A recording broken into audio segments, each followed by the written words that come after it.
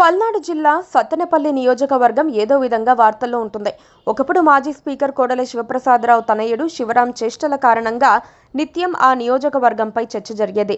తర్వాత అంబటి రాంబాబు అవినీతి, ఓవర్ యాక్షన్తో సత్తెనపల్లి గురించి నిత్యం చెప్పుకునేవారు. అంబటి నీటిపారుదల మంత్రి కంటే నోటిపారుదల మినిస్టర్గా ఎక్కువ ప్రచారమయ్యారు.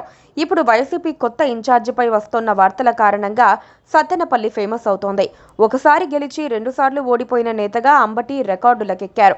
సత్తెనపల్లి వైసీపీలో రెడ్డి సామాజిక వర్గం వాళ్ళు ఎప్పుడూ అంబటిని తమ నాయకుడిగా భావించలేదు. మొన్నటి ఎన్నికల్లోనూ ఆయనకు సహకరించలేదని వైసీపీ వాళ్లే చెబుతున్నారు. ఎన్నికల ఓటమి తర్వాత సత్తెనపల్లికి దూరంగా ఉంటోన్న అంబటిని గుంటూరు జిల్లా ఇన్ఛార్జిగా పార్టీ అధిష్టానం నియమించింది. దాంతో ఖాళీ అయిన సత్తెనపల్లి ఇన్ఛార్జి పదవిలో ఎవరిని నియమించాలన్న ప్రశ్న తలెత్తింది. అంబటి స్థానికుడు కాదు, ఆయనే రేపల్లె నుంచి దిగుమతైన నేత. అందుకే ఈసారి స్థానిక నేతకు ఇన్ఛార్జి పదవి ఇవ్వాలన్న డిమాండ్ ఏకమొత్తంగా వినిపించింది.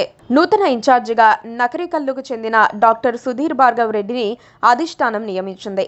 అంబటి దగ్గరుండి మరీ ఆయనతో పదవీ ప్రమాణం చేయించి వెళ్లారు.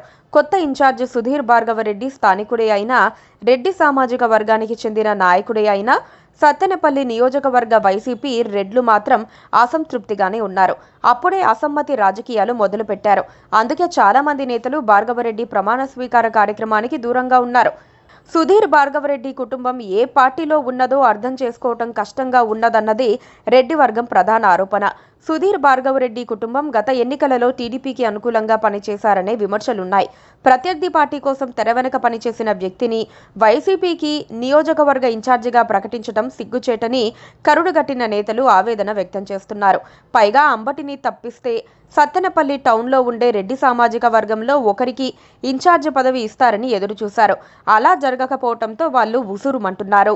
మరి ఈ అసమ్మతిని నిత్యం బెంగళూరులో ఉండే పార్టీ అధ్యక్షుడు జగన్ రెడ్డి ఎలా చల్లారుస్తారో చూడాలి. Please subscribe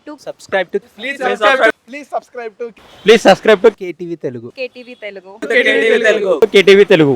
KTV Telugu channel.